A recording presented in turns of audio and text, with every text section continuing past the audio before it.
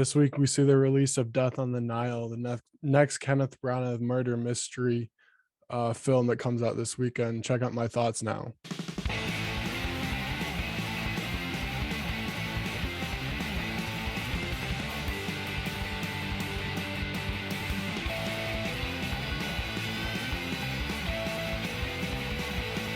Death on the Nile is a sequel to Kenneth Branagh's previous work, Murder on the Orient Express by Agatha Christie's book series.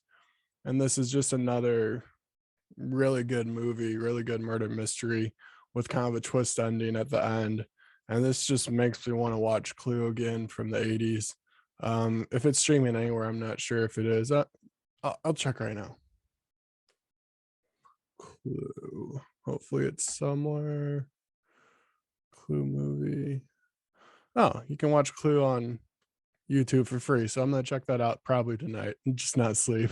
It's fine. But back to Death on the Nile. I love the location setting these movies have. First on a train, now on a boat.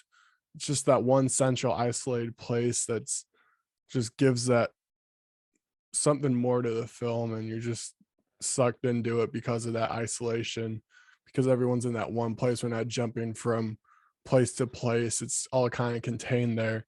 And it's contained with a great setting and great atmosphere, great costume design as well. Everyone's wearing seems like authentic costume or clothing from the 1930s time area. And it's good to see that Egyptian landmarks in the film as well as we go through down the Nile.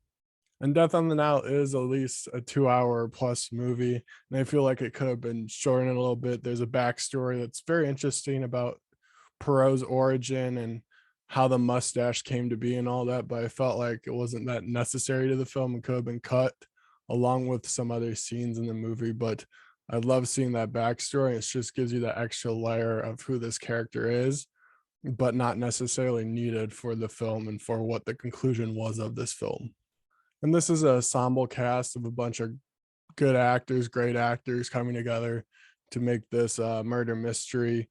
It has a lot. It's filled with good, bad, very good performances in it. We'll just start off with the bad up front. I think Gadot is not that great of an actress, and she kind of has seen her peak with Wonder Woman, and that was a great role for her. But like, I haven't seen her in anything else be even average. I think she's just been really like put into this upper echelon of actresses and doesn't deserve it as of now. We'll wait to see what else she has down the line, but she really does not. She has probably the worst performance in this movie, and something that kind of took me out of the film just by how bad it was and how much she was just not in it, it seemed like, and just reading lines and not giving that emotion.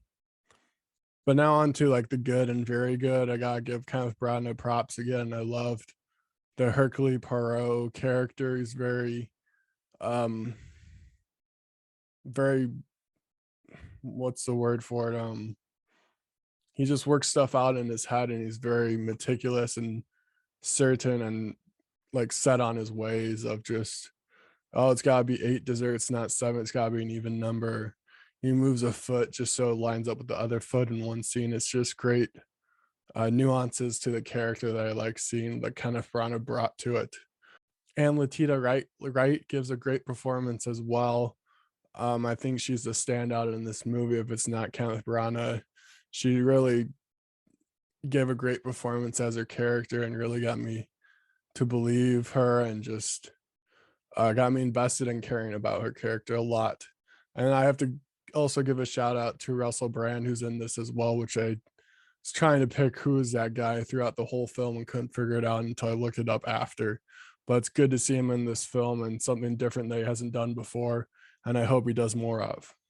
Death on the Nile is filled with a lot of buildup, a lot of just exposition getting to the boat, even getting to the murder. It's a lot of buildup and just kind of way too much exposition. We kind of just are told everything we need to know about the characters and how they're connected to one each other.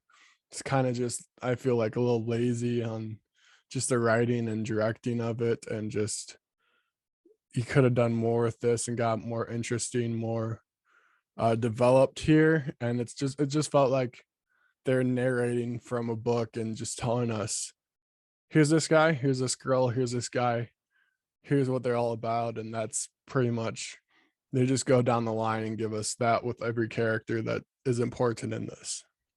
And we got to talk about the ending of this film. I thought it was a really good ending, really good reveal of the murderer and the little twist at the end. And it's just great seeing the foreshadowing after it's revealed.